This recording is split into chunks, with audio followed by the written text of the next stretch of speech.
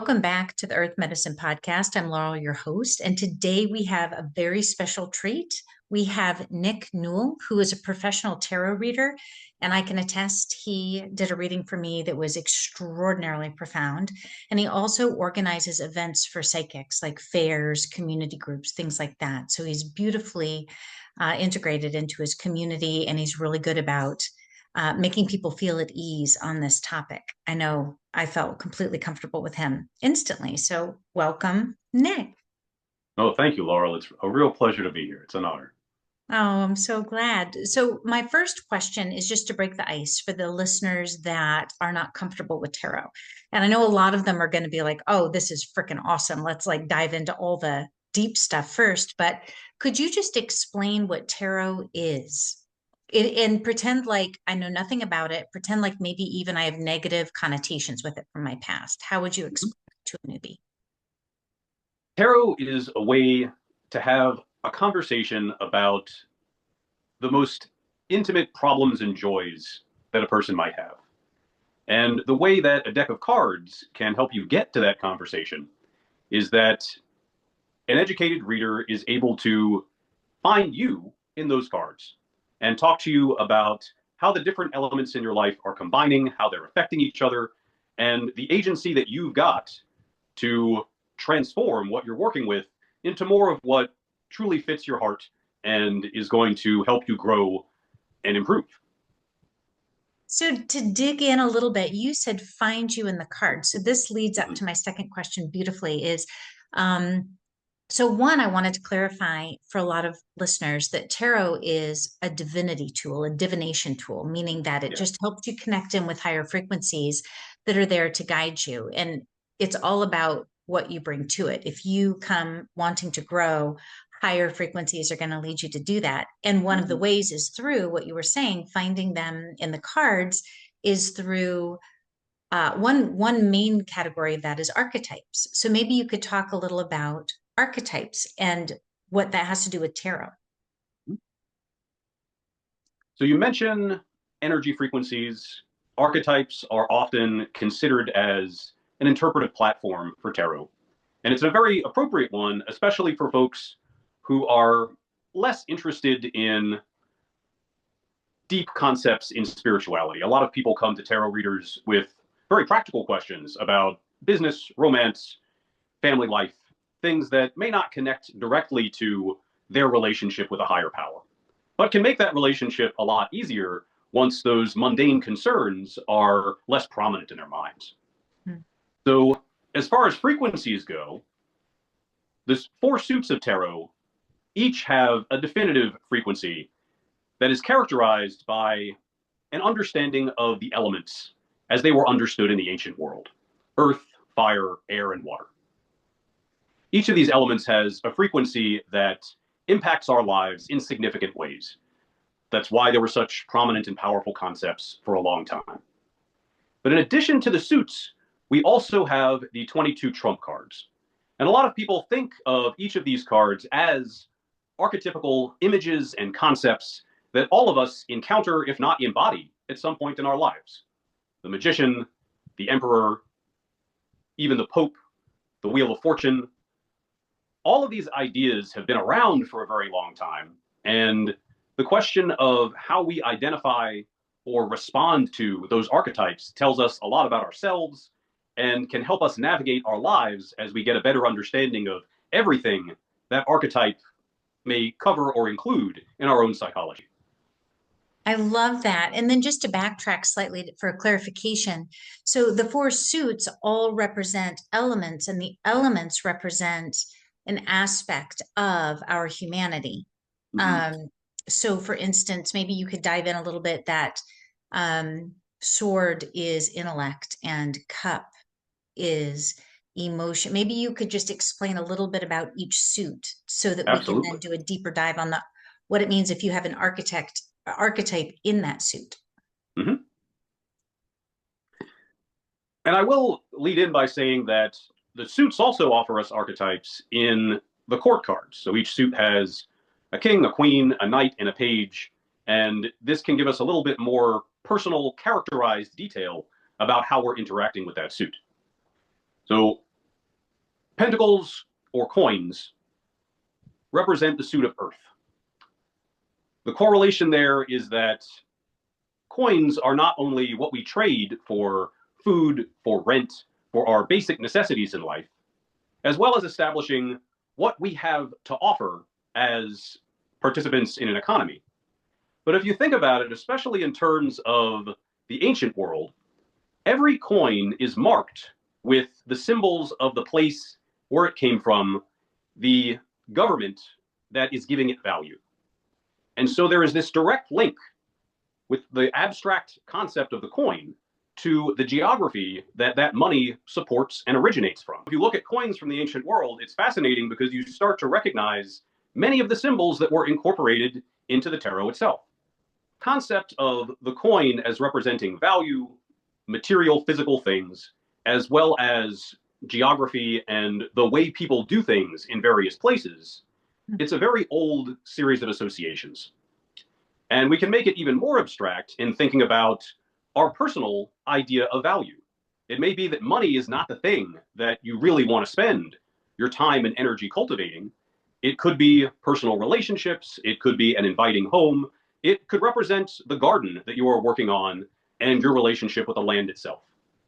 So the coin also becomes the pentacle in magical language, which also relates to your body, to protecting yourself, to having a physical bubble of your own that divides you from the outside world, which also makes sense because, you know, the physical represents this form that we are wandering around the world in as well, and what we can do with it in order to satisfy our physical needs. So all of that is just wrapped up in that suit, but it also reflects frequencies that relate to heaviness, groundedness, low tones that make you feel like your whole frame is connected to the rock of the earth. Mm. And I've certainly experienced that in guided meditations, in my own meditations. It's an energy that is pretty common for those who are regularly working with energy varieties. Whereas staffs or wands represent fire, both because a staff is created from wood, which is the most common thing to use as fuel for energy. And that whole experience of finding the right wood, of burning it in order to produce energy to transform something, whether it is food, whether you are changing water into steam that might power a machine, the whole idea of breaking down the physical to make it into something luminous, into something that could move other things, is wrapped up in that suit of wands or staffs. So then concepts about how you are using your personal energy. What makes you feel like you are on fire, whether that is romantic passion, creative passion, just being in situations where you feel like you've got to do something. You've got to get your body in there. You've got to get your voice in there in order to feel like you are integrated with the situation. All of those experiences are wrapped up in that suit of staffs. When it comes to swords, this relates to the element of air. Now, swords, if you think about it, are a fairly complex technology. You've got to have a whole forge in order to transform raw materials into a well-made sword.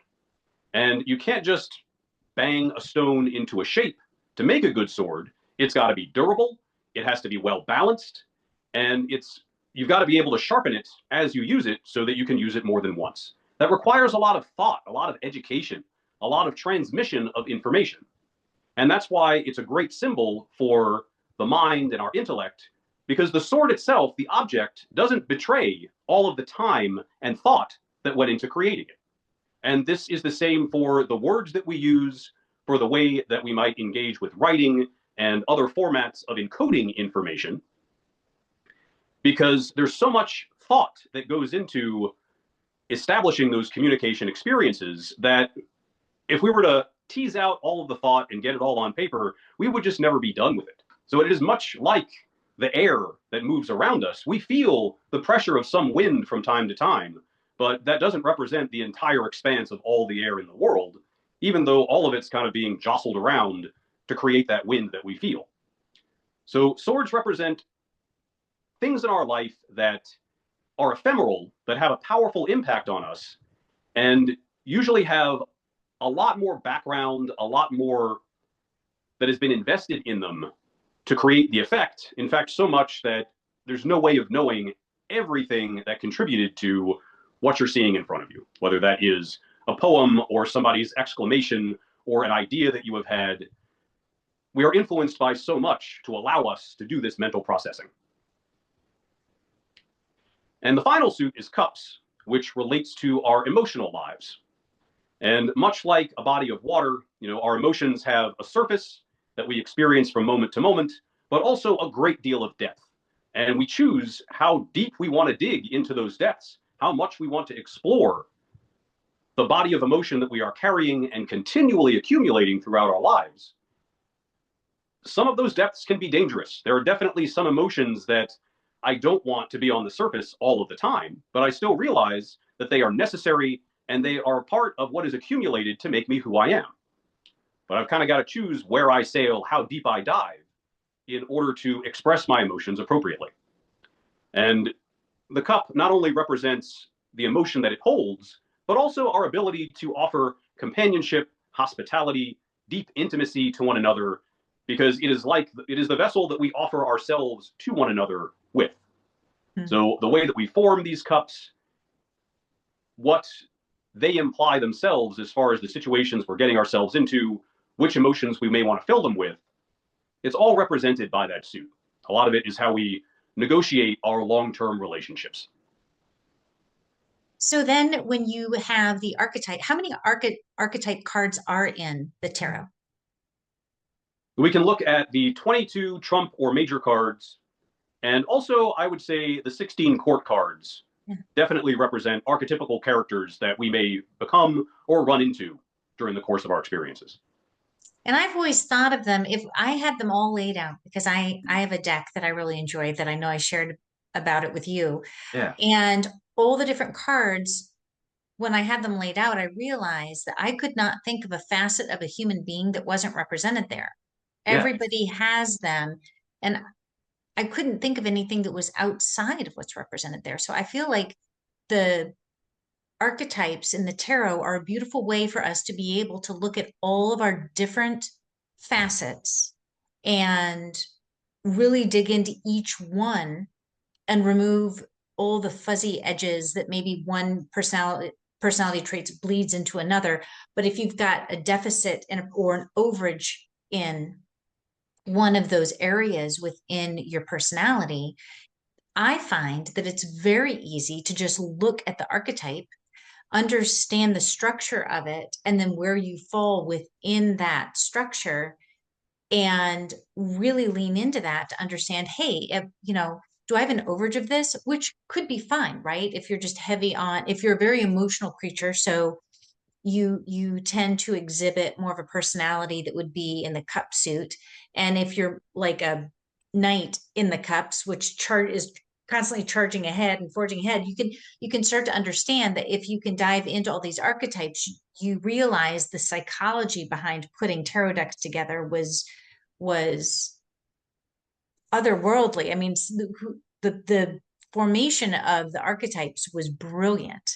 And that kind of leads me into the next thing that I wanted to ask you about is um, it's my understanding, and you had brought it up the other day in our conversation, that Jungian psychology is actually based on the tarot. And I'm taking that a step further than what you mentioned. You had said that we could talk about how they're connected, but I did a little reading and I found out that he actually bases his archetypes on the tarot. He does mention it here and there in his work, and he was definitely very aware of tarot concepts. He made incredible moves in helping us identify how to understand what's going on in are these characters. If we think of ourselves as many people, how do these people get together and become us? And a tarot deck is an incredible mirror to help us see those archetypes and how we may be embodying them. A fabulous illustration that I come up with regularly, especially with tarot enthusiasts. A lot of my friends who work in tarot, they generally dislike the Pope card or the Hierophant card because it represents forms of tradition, of patriarchy and male authority that they don't identify with. But in having deeper conversations about that archetype, what it means to them in reality, the real circumstances and experiences that they have had that they are bringing to that archetype in order to fill it with personality and realism. And from there, we can have these great conversations about how these folks can better understand themselves, about what kinds of traditions or hierarchies they do appreciate. Because there are so many situations and organizations that we are a part of and that we participate in that require some order. Yeah. But we don't want to give all the responsibility for that order to a single voice that we can't deny. And a lot of folks see that in the Pope, but that doesn't have to be the final image of the card, the extent of the archetype, because there are also very positive ways that we can engage with tradition and accepting a role within a group that makes sense that we wouldn't want to change because we don't want to have to be responsible for every single thing. So being able to break down those archetypes for ourselves and see why we feel drawn to some, we feel sort of polarized and a desire to get away from others, helps us better understand the fullness of what's going on in our minds and our hearts. And that's really the experience of diving into the archetypes. Yes. So then to tease apart something you said there that was just really fascinating, if you have an aversion to a card versus a pull into a card, what do those two reactions indicate with that piece of your own personality? Well, I can tell you from my own experience. I mean, the card that I have always had challenges with among the Trumps is the Empress. I had a tough time fully understanding, or frankly, not being concerned about or afraid of that energy. And I realized that a lot of this is because of the kinds of organizations that I was part of as a child, the models for femininity that were presented to me, that feeling of nurturing that is the best part of that card never really came across to me in experience. Mm-hmm. And so it was hard for me not to see the Empress more as somebody who picked and chose who was going to survive and who was not, rather than a character who would generously nurture wherever she went and make sure that everybody had access to the stuff of life that they really needed. And so I've had to push myself into experiences that let me broaden my own view of the Empress, that helped me to have more respect for those foundational feminine drives that the tarot expresses by putting some characters in different types of genders. Some are more strongly gendered than others. And it helps us understand better what we see when we encounter a person of various genders and what's going on in our own minds in that reflection. So in that aversion to something, it's very beautiful to be able to recognize that you have experienced the negative attributes that are available within whatever the experience was when you encountered that archetype. And shadow work is such a popular thing to talk about these days. So there's shadow and light to everything, and both are lessons. So both guide you to learn more about yourself. And in the negative lessons, I love that once you get the hang of how to understand how to work with trigger, how to work with fear, how to work with all these negative aspects of things, the negative emotions, how you're able to actually recognize, oh, this is actually an indicator that my thinking is incorrect, or I had a dysfunctional experience with something that led my thinking to be incorrect, or not see that there was the same amount of light and lesson available within that situation. And something that was so amazing when you did my reading, you were able to tease out in a very short amount of time where my thinking was either incorrect or slightly just completely blocked off because my subconscious was trying to keep me safe. And so there's two aspects to it. There's the storytelling of it that makes everything external so that it's easier to look at. But then there's also that actual connection to the electromagnetic field that brings those cards into your reading in the first place. Yes. And it's very important that if you are coming to this practice to connect with source energy, God, your higher self, anything that's going to help you grow, that's exactly what is going to be reflected back to you. In fact, I think that it amplifies and just mirrors back who you actually are. So if you come to it with fear or anything um, negative, any kind of negative connotations that maybe came from a highly religious background, you're going to probably experience a lot of resistance and a lot of aversion with in your reading. And that doesn't mean that Satan's there. It doesn't mean that, it's exactly what we're talking about. It's you're able to identify your aversion, you're able to work with it, and then you're able to see the flip side, which is the lesson, and then how to actually approach the lesson and Yep. what's blocking you. And I absolutely love that about tarot. Hmm. And I was raised believing that it was bad. Right. And once I got the hang of enough exposure to it, I realized this is the most beautiful tool to connect to higher that's available everywhere. And Yeah. it's not easy to learn. I've never fully learned it. And I think it's a lifelong thing for some people. You have a knack that is amazing. Well, it's been 20 years of work that have gotten me this far, and I'm still involved in many courses of study to get as deep as I can. And I Mm. will, since we've talked a little bit about archetypes and shadow work, I will share this with you, which may help a lot of listeners go a little bit deeper in their own tarot practice. One thing that helps me is thinking of the major arcana or trump cards as being two separate suits, because the regular suit cards, they all go from 1 to 10. And in the major arcana, you go from 1 to 10 twice. You have 1 through 10 and then 11 through 20. And in those digits, there's a correspondence between the cards. So, for instance, the ones that I just brought up, the Empress, the 3, corresponds with the 13, which is often thought of and interpreted as death. But if the Empress is cultivation, nurturing, developing our relationship with nature and the land, as well as our sense of love, then what we see in the Marseille deck particularly is that death is a character with a scythe who is literally reaping in a field, clearing away material so that new things can grow. And we know that a lot can grow there because the ground is black, and alchemically, that is the color that anything could come out of. It could nourish anything, it could be anything. So in the deck, if you're having a hard time understanding the Empress, then there are lessons about clearing space, letting go, about understanding how to change your environment so the right things will grow there instead of you feeling like you are literally working yourself to death, cultivating things that don't serve you. And when you come into that perspective of wanting to nurture, wanting to give, being able to help your garden grow, then that Empress energy becomes far more nurturing and inviting and understandable on a very foundational level.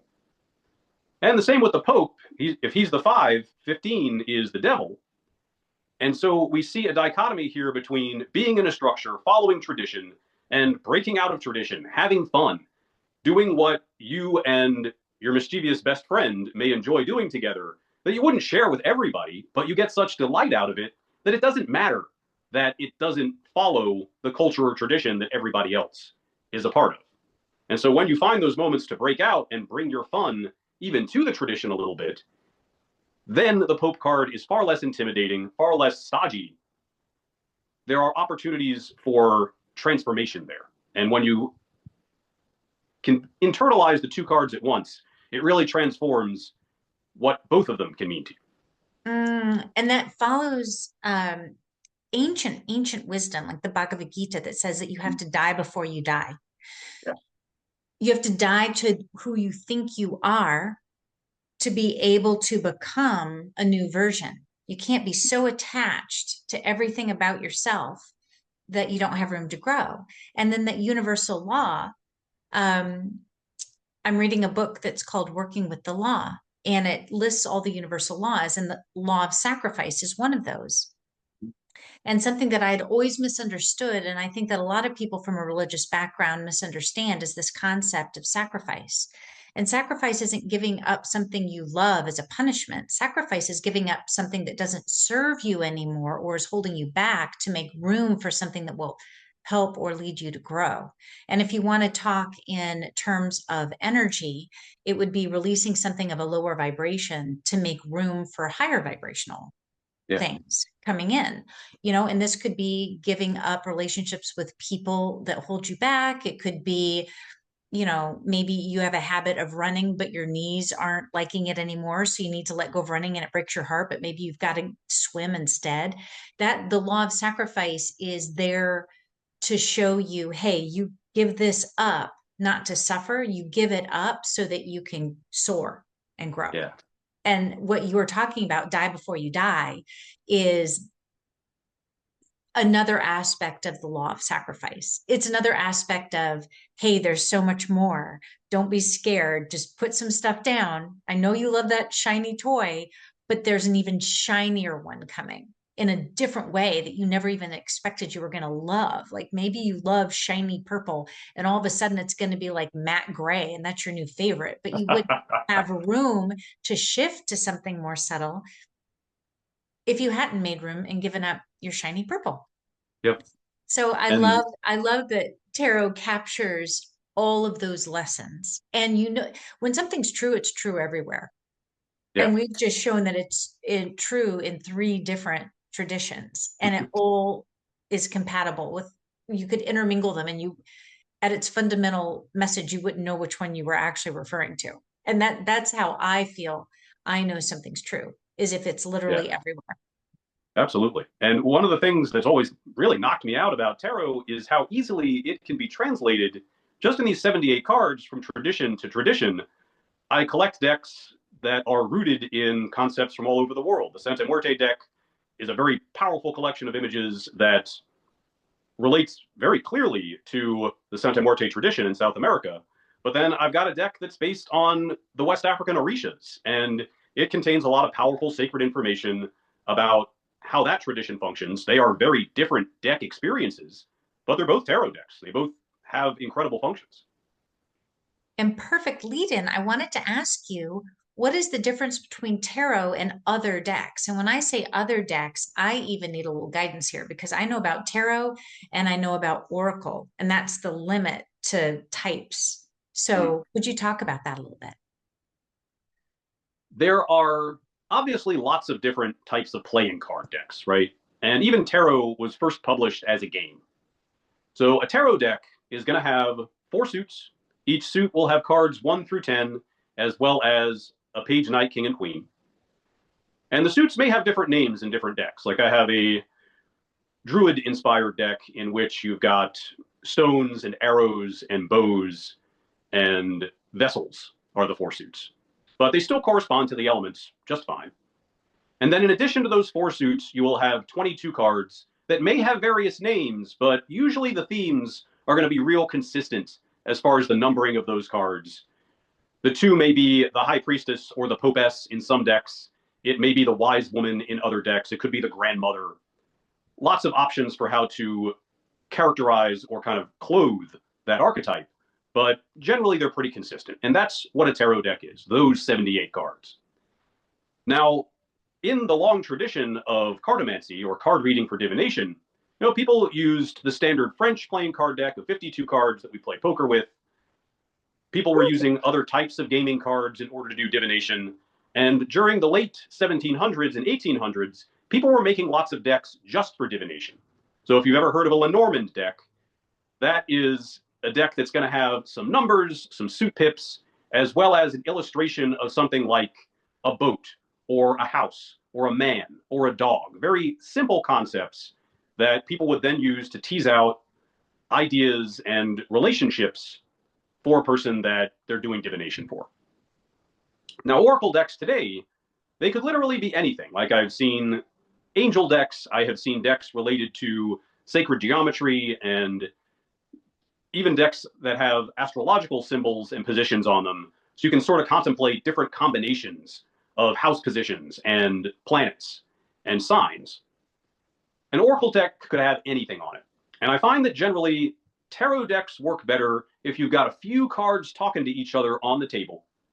Whereas oracle decks usually function very well just looking at one card at a time and seeking inspiration and counsel from what's packed into that card, because usually you've got real big concepts in oracle decks, whereas tarot decks present large concepts to you, but they tend to express themselves best in combination. Yes. And you know, something that's interesting about tarot versus oracle is oracle cards, they do well standing alone. And one of my favorite decks that I have is Colette Baron Reed's Animal Spirit cards. And that is the one deck that I have that is the closest to being able to ask yes or no questions to. Ah, yeah. The way that she channeled through the writings for each animal just feels, when you read it, as though it's talking exactly to you, exactly to what your question is. And there's no vagueness about it. Yeah. And if you're really in the right electromagnetic space, like you're really in a state of gratitude and you're really clear on what you're asking and you connect to the answer in the deck, it is just so spot on. And there may be other decks that are like that, but that's my favorite when I have yes or no situational clear questions. But that kind of approach to tarot, can you have that same approach to tarot? It just takes a few cards to get there, or is tarot just meant for something completely different, not yes or no situational questions? A lot of readers will use tarot for yes or no questions. I tend to prefer to offer answers that aren't just a binary. Because I find that if somebody sits down for a tarot reading, they have hired me for advice, and they are asking me a yes or no question, they usually already know which way they are leaning toward. So my hope is to tell them how to get to where they want to go and find that honesty within themselves instead of me just telling them what they want to hear or fighting against what they have already decided to some degree. Yeah. So I do try to avoid yes or no questions, but there are lots of readers who are far more comfortable with that. One of my favorite things about working with tarot and the variety of practitioners that I get to be involved with is that there are so many different ways to approach the messages that come out of tarot. And so I'm out putting together fairs, promoting my friends, promoting people who are also doing tarot readings, but I know that their messages are going to get to the right people, just like my messages will. And the message that I have to offer may not hit somebody in the same way that it would from one of my friends, and they need to hear it from them, not from me. So that energetic connection, that the right people are drawn to you when you have these gifts, the evidence of it just keeps playing out in my life. Just like right now, I gave you a tarot reading, and here we are talking about the things that are of greatest importance to us. I love it. I love it. And when I came across you, oh, by the way, tell people where they can find you if they want to read it. I can often be found, well, I'm definitely at Books and Brew in Tucker on Thursday evenings from about 6 to 9. I am at Seed the Star for the majority of their party events. They're going to have a birthday party later in this month that I'm very excited about. But I can be found at newelltarot.com. And if you contact me through a little contact block on that site, then it'll go directly to me and we can schedule a good time to talk. And I can attest, you are the real deal. Oh, You know thank what you so you're much. doing, you know how to connect into the energy, you know how to get directly to the point. It's fantastic. It is my So, greatest joy, you know? and I can tell it comes out when you give a reading. So I wanted to ask you, I'm reading my notes to make sure we don't leave out any of the wonderful information that we wanted to include. So how would you suggest for somebody who has never chosen a tarot deck and is curious about doing it and find themselves driving to a store, how would you suggest that they select one? When a person is starting out, the most important thing is that they connect to the art, because that is the most prominent feature of any deck. You want one that keeps you looking at it, that you can't stop looking at one card, and then once you move your eyes to another card, you're learning more about it just because you can't stop looking at that one either, but you're also referring to the last one you thought of. The more that the deck encourages you to be drawn into it and compare the elements from one card to the next, the easier your journey is going to be. I've never heard that advice. That makes a lot of sense. My favorite decks are for the Yeah. visuals of the deck. However, I will say though that I do have one deck that I always pull for the book because I really love the writings of it. Mm-hmm. Um, that really resonated with me.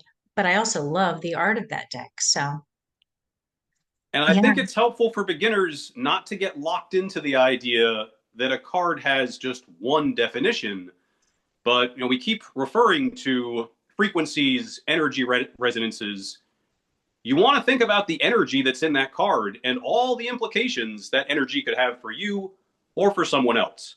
And that will really get you rooted in the journey rather than thinking it's just a matter of translating definitions.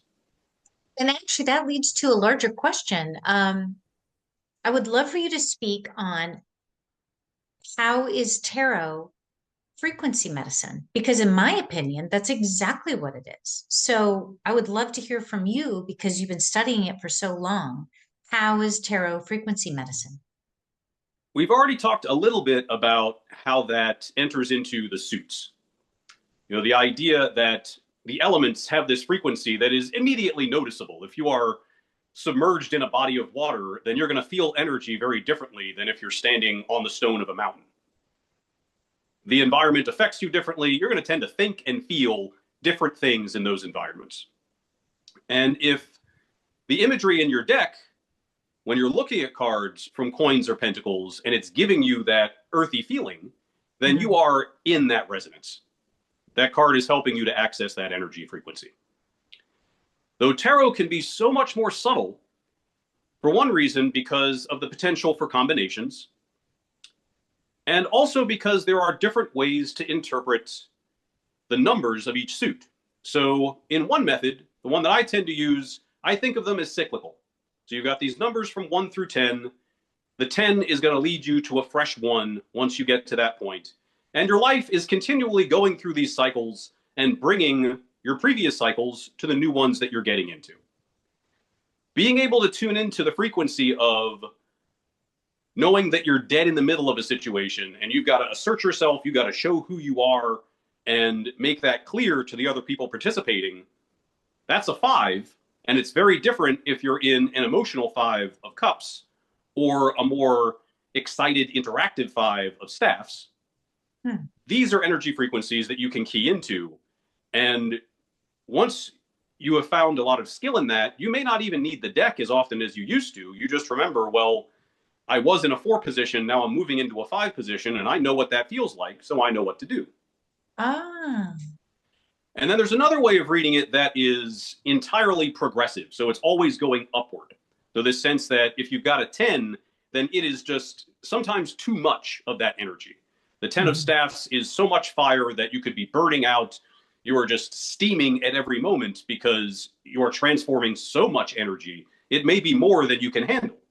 So you might want to dial it back. You may need to rest. You may need to redirect some of that energy if that's the way that you interpret the card. And I see them both as valid because they're all energies that we experience. And another reason why it's so cool to get messages from different readers because there are all these types of interpretive equipment for the energy that's packed into the deck. Yeah, yeah. And the part of the conversation that led us to having this podcast and this conversation was that I was really inspired by something that I had seen. Um, and I don't remember Sabrina Lynn, maybe. I can link it. I can link it in the description. But it really, really inspired me. And she was talking about working with dark goddess energy. And if I'd heard that 10 years ago, I would have been like, these people are nuts. Like, what is that? But the way that she described how to work with it resonated through every cell in my body, which was these dark goddesses are again archetypes, and they're not archetypes of the tarot. Well, they might be. You can shed some light there, but they're archetypes of mythology. And the purpose of them, which I did not know, was not to worship, but to have an example of what happens when somebody is mistreated and then they evolve into that mistreatment and are in that energy in the moment. So everybody is that sometimes. Hmm. And if you really sit down and meditate on the frequency of any given goddess, and the example was Medusa. And I thought, I've never heard about meditating on a mythological archetype before. But then I did, and then I realized you're actually just meditating on a narrow band of your own pain, and it helps you put it in a neat package to be able to sit with and fully experience and allow it, the energy of it, to leave your body. Yeah. And now that I understand why people work with dark goddess, it's not that they're satanic. I was raised believing that all of these things were bad for you and stay away from them. They're scary. But really, the scary part is being brave enough to work with them to release them from your body. So if you could speak about that, because I'm brand new to it and I don't know if that does tie in with tarot, but could you talk about how to meditate and work with these energies and why it's healing to work with the dark versions of the energies and why that's not a negative thing to participate in? Hmm. One reason that I brought up the numerical parallels in the trumps is because using that method of meditation gets you into exactly this same spiritual space. Mm. So if we think about, say, the high priestess or popess, she's number 2. Number 12 is the hanged man. Now, the idea of a female pope, on one hand, seems absurd. We've never had one, and the Catholic Church would almost certainly not sponsor that, even as progressive as it's become. But there was a myth of a female pope, and in the minds of a lot of people in the Renaissance, there was kind of this question of where is the female authority in the church?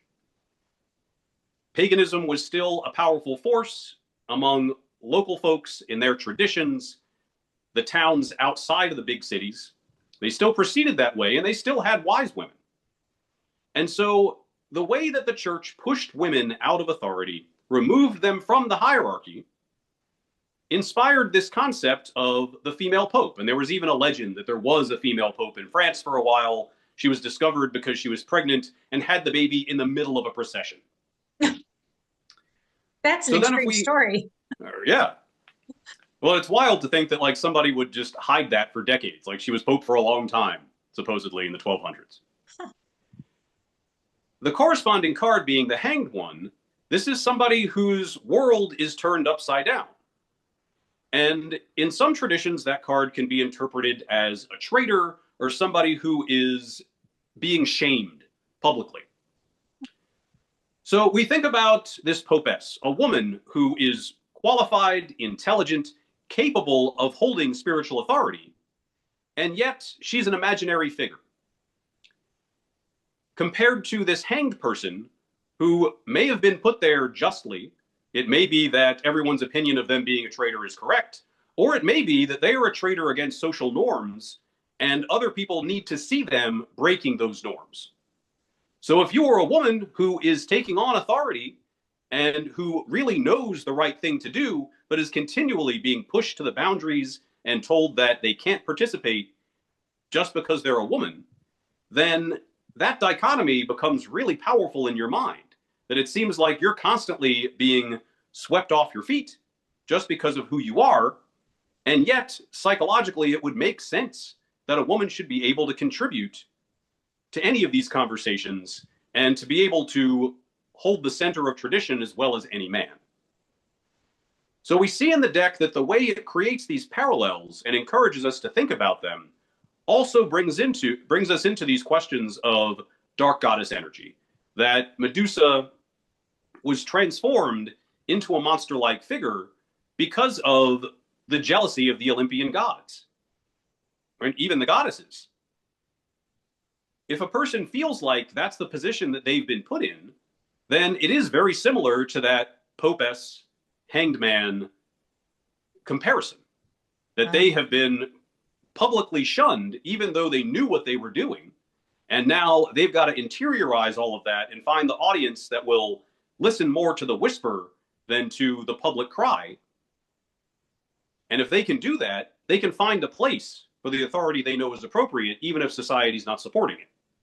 So not only does the deck support those dark goddess energies, but it also gives us ideas about how to be subversive, how to get around the barriers that have been put in place against that dark goddess energy and its positive manifestation. That was an excellent explanation. That was excellent. I love it. I love it. So, if you were to guide somebody who wants to try at home with their tarot deck, practicing with dark goddess energy, how would they do that? Would they look through their deck and isolate one type of card and another type of card and mix them and then pull one of each? Or do you just trust that your electromagnetic signature will bring the two to you that you're looking for guidance from? I can think of a couple of very good ways to do it. If you are like me and you think of the deck as having a lot of structure, and that's a lot of what you bring to your tarot practice, then starting with the card that exemplifies that dark goddess energy, that gives you that feeling that you're identifying with something in the card that brings to light the injustice, the pain, the frustration that you have felt. You can begin with that one and pull related cards, cards of the same number, cards that are close to it in the same suit. So if it's the 6 of coins, then put the 5 and the 7 next to it. And then maybe the 6 of staffs and the 6 of cups as well. And see how those cards talk to each other. How can the energy of the uncomfortable card be shifted in the directions of those other cards? Oh, talk a little bit about why would a person do that? This helps you to see the alternatives to just being sucked into that energy and stuck with it. So that way you can say, well, I see that this 6 of coins card, it reflects something in me that, I keep trying it. I keep being denied. My energy is just frustrated at every turn, but I still need to get it out. I need to manifest this energy. Will a lesson from the 7 of coins help me to move onward? Or if I went back to the 5 of coins and thought about, well, where did this energy initially come from? And how can I cultivate it in a different way? Or maybe this energy belongs in a different suit. Maybe it's part of an element that I'm directing it in this coins way that's about my material needs, but really maybe it's about my emotional needs. And I need to redirect it in that sense. But you can also, if you're not nearly that structural, start out with that uncomfortable card and draw 3 cards around it. Take a look at what you've drawn, what it says to you, and ways that it can shake up that initial energy. Give it somewhere to go. You're not throwing it away, but you're transforming it into a more appropriate energy, bringing it to a different situation where it can thrive and become something for you. Wow. That is such a new way for me to think about how to use my tarot decks to dissipate pent up energy through healthy channels. Mm-hmm. That's delicious. I just I want to sit with that one. Yeah, That's and a core of my practice with tarot is helping people to renegotiate and invigorate their story. It's all about seeing your narrative in front of you and knowing that you have agency in it. You get to make choices about where you go and what you do with yourself. And tarot reflects that. oh my gosh, I love it. I love it. Thank you so much. Is there anything that we haven't covered that you wanted to touch on? No, I don't think so. And I feel like that's a lot for the various themes that we've worked with. I really hope that this helps people out in their practices. I do too. Thank you so much. Oh, I, thank you. This was I so much fun. it was. It was. Well, I'll link your contact information below when I post this on YouTube. And I'm happy to have crossed paths with you, and maybe we'll do this again in the future. I hope so. It'd be great. Very cool. Bye, Nick. Thank you. Take care. Thank you.